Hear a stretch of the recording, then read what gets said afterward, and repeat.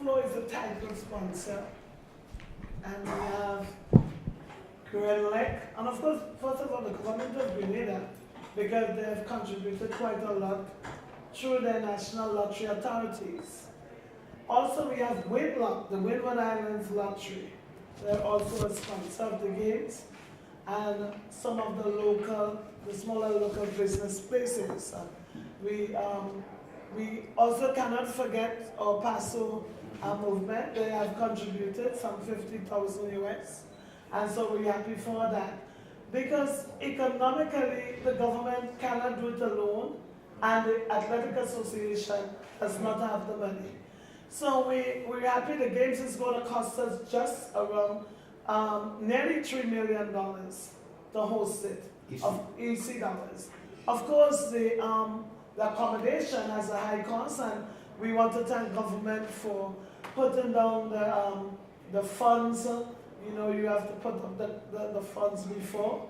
And so the deposit, government was the one who put the deposit down, and the fact that they were able to also purchase the quality equipment that we have there is also an indication of the commitment to the hosting of these games. Hi, Mr. Victor. Ken Fuentes, CNN. Mike. Well, it was easy for them to buy it because track and field is such a big thing here. And our school games is a big game. That one is sponsored by Scotiabank. And then we have the Kentucky Relay Meet. That is a huge games in Grenada. It has grown from just a simple games into a real big games. And so, you know, the local business places, they wanted to be part. At first, when we started, the first person I think was Grenlec that sponsored $50,000 Grenlec. And then people just got interested, especially the smaller ones. And we really want to commend them because you don't always have to give money. But when you contribute some of the products that you have, we really like those type of things. So we've had the breweries, the bottling company, the marketing and national importing board, and quite a number of the local ones. And it was not hard. Some of them called us to be involved in the games itself. So we're really happy, and we hope that, that this would go on to other meets. Because I think one of our speakers here talked about the Whitsuntide Games. That used to be a very popular games that we had a long time ago, and we're thinking very much we're going to bring back the Whitsuntide Games because you cannot have a facility and you not use it. So we're going to bring that back. We have our prep games. That's a little one. That's a big games for us, and we want to really rejuvenate the prep games. We have to lay a strong foundation from which our young people can build. Kermit, talk about your experience over the years of the different sounds in the stadium and what should we expect in Grenada. Well, we did a sound check yesterday, just to make sure. What we said yesterday in our briefing actually is that CARIFTA is a party. It's an athletic competition, but it is the most festive athletics competition in the world. And part of that has, in large measure, is as a result of Bahamas. Without the Bahamas John Canoe contingent, CARIFTA would perhaps never be the same. And it is always a challenge to get the local spectatorship to rise to the occasion. It's easy for us with the microphones in hand to get the local populace envious that you are allowing a contingent to come all the way from the Bahamas and to outsong you and to drum you out in your own homeland. And I remember when I got to Bermuda, the president of the Olympic Committee met me at the airport, and she says, "What are you doing here?" I said, "Well, you know, they say I'm sort of kind of like the voice of CARIFTA and so on." She said, "What does that mean?" So I told her, she said, No, not in the Bermuda. We don't do that. We don't do that. And then by lunchtime, the first day, people were leaving the stadium and passing by the stores to get the little noise maker to turn up the pot and bring the pot spoon and so on the next day and so on. And at the end, they had more national flags than they have, at any time in the year.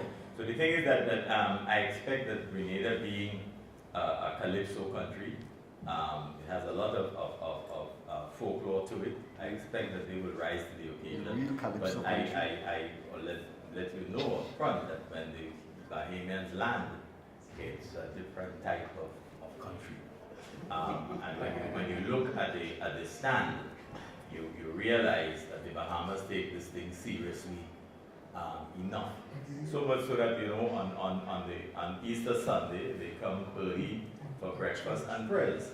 The Sunday Easter service is held by the Bahamas at the stadium, and then after that you get the message that the prayer energizes them for the rest of the competition. So it's important for us to keep that tradition. I think that the athletes have warmed to it, they look forward to it, and I think it brings us together in a very real way, because we always talk about sports being a unifier, and sport is fun, and I think that CARIFTA is the biggest fun track meet in the world.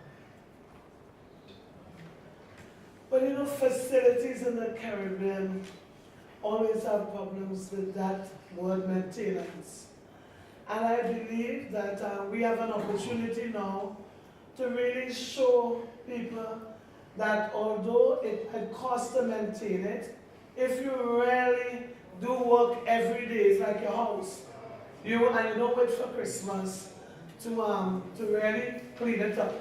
It would really keep on target. So we plan to really look at maintaining and keeping the stadium alive, using it properly. We don't want to have all kinds of things in our track and field stadium that will mash it up. So people can't come and dance. They might dance up in the cricket one, but they can't come and dance up on the track and do things that really would not be able, we would not be able to maintain it. We are very capable of looking after our facilities. And I really want you to spend some time, those of the journalists who are here, and looking at the upkeep of some of the facilities that we have. Right in the south where most of you live, we have a really good facility down there. It's well kept, very well kept. People have pride. The community looks after the facilities in a lot of ways and help us, and in helping government to ensure that it is well kept. So this is something that we really have to keep our fingers on and make sure that we work hard to maintain it. In addition to this, we want to talk a bit about the athletes themselves. In Grenada, this school games that went about a couple of weeks ago, our sisters and brothers from CARIFTA and Petit Martinique placed third in the male division, one of the schools, Bishop College, and in the female division, third, Hillsborough Secondary. Now, this is no simple feat, because my old school, which I'm proud to say, they maintain the girls' division of the championship. But when you have some 12, 13 schools taking part, and a school from what we think and say so-called small little island come down and they're able to beat you up, that is not easy. We have been doing a lot of training, the track and field has grown in Grenada. Years ago we said we were going to win a medal in the Olympics, but we never thought we would win it so quick. We thought we would have had to do some more work. That doesn't say that people don't have to work, eh? You really have to work hard. But when that happened, it laid a very strong foundation. Little boys and girls wanted to be like Kirani. They wanted to compete.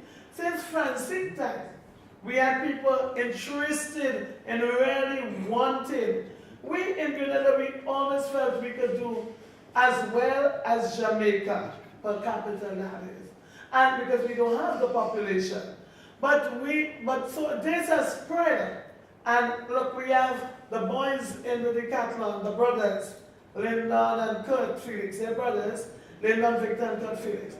And people know, and you would be amazed to know people know the history. They know everything about sports. They know who is what. Just as how you see we know about football in the Caribbean, and everybody know who should win.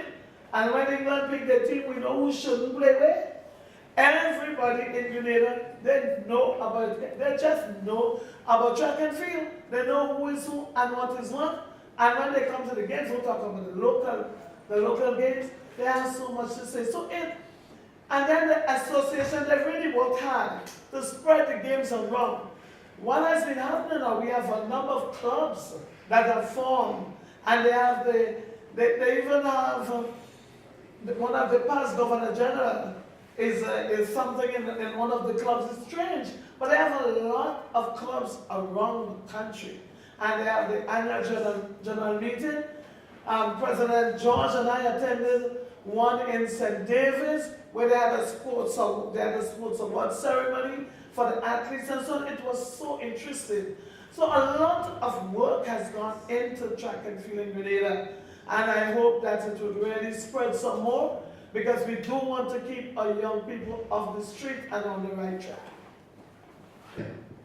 Yes, that's a very interesting question, because the results that we have seen right now, starting from the end of your question, and not only in the Caribbean, Central America, Mexico, and I think even United States and Canada have benefit from a very humble program that we started back in early 80s, the end of the 70s, of a coaching certification program. I remember in 1986, we had the first high-level course in the Olympic Training Center in Puerto Rico. Ms. Vera Bruno was one of our students, and Conrad Francis. Look at who they are now. And that's what we are trying to develop with the coaching education certification program, that it was adopted out of the CAC for IAAF to spread all over the world. And that has been one of the key factors on the development in the region, what they call poor regions and needy regions and so forth, and developing countries. And we are very proud of that born here, the Jamaican has benefited extremely from it. And the same thing Puerto Rico, all of our different countries. But I want to echo the words of Vida. This is very important. The reason why we are so involved in sport. I'm a total person developed through sport.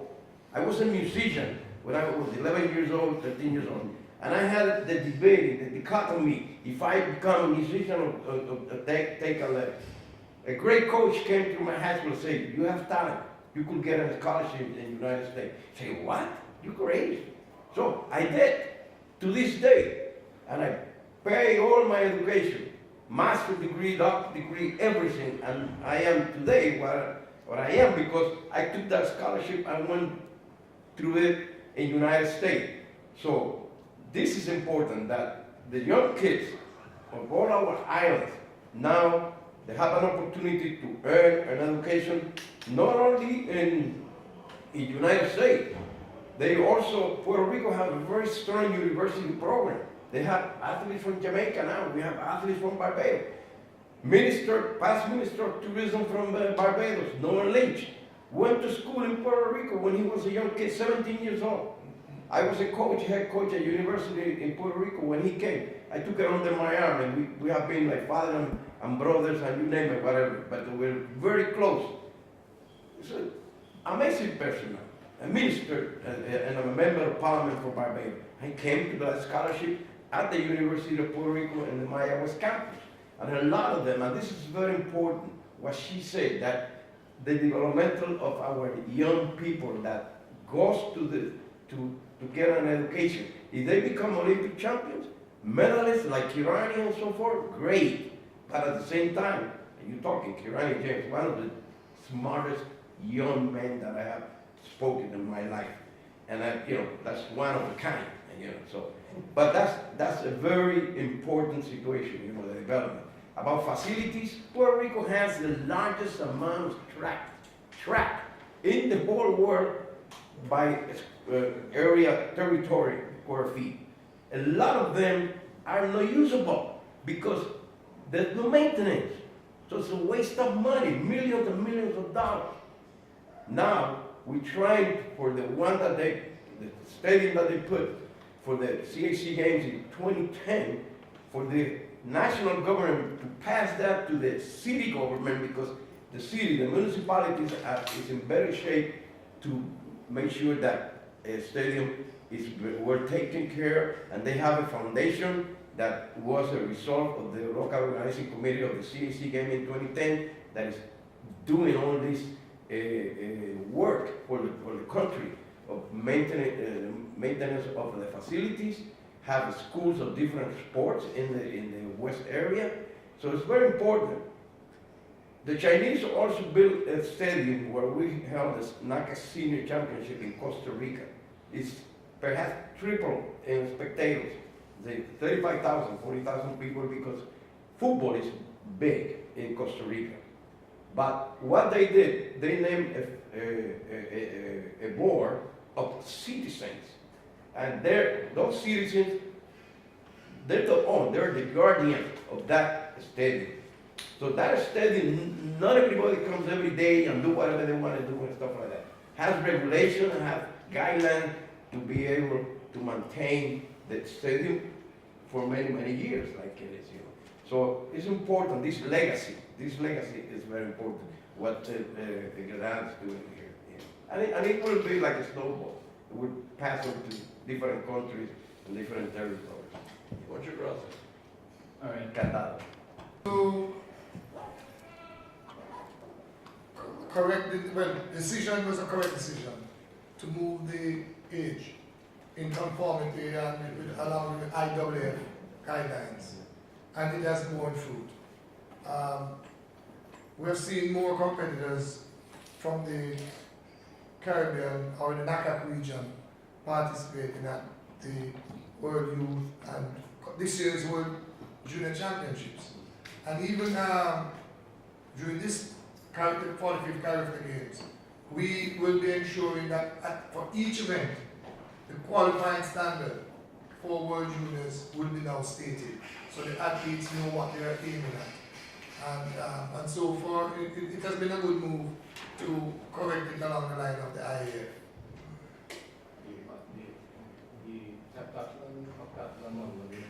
Three athletes last year, now down back to two. I don't know what's the reasoning for going back to two. Last year you had three competitors and they had heptathlon and heptathlon.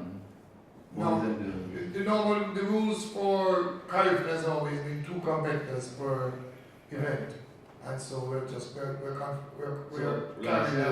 according to that. So last year what led you to go with three?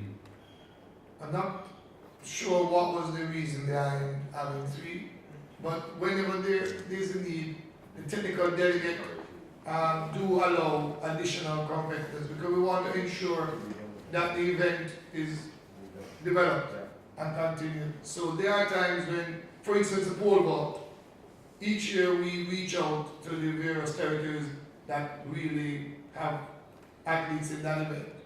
And so this year, Jamaica was asked to, but they didn't really select the pole vaulter because each year it has been waning, but this year the organizing committee saw it fit to reach out to those territories to have the event, because Martinique currently have a young man that is doing very well and could possibly challenge the world junior record. And so we take that into consideration as well. So that could have been the reason for three competitors. All right, final question. We understand Usain Bolt is in the country. Any other top athletes? Can you confirm that first? Any other top athletes you're aware of or personalities will be here for the games? Well, I flew with one last night from Port Spain at the Bolton. And we have Miss Pauline Davis here. 3 gold medals in the Olympics. Very shabby, no? I wish I was able to participate in the Olympics. And Stephanie Hightower, I think she was a finalist and won the hurler, president of the USA Track and Field. She will be here. Mike Sand is here. Mike Sand is here, another Olympian from Bahamas. Francis is coming to recruit. There's a good intro. In 2003, when we had CAC seniors here, in a span of 45 minutes, Grenada won 3 gold medals. That was unique. That was a unique experience. That was unbelievable. Francis, Bernard, Yes, and Regis. and Regis. Hazel. Yeah, fantastic. Kwame? Can you name some of the athletes you expect to have a huge impact here at CARIFTA 2016? Current athletes competing?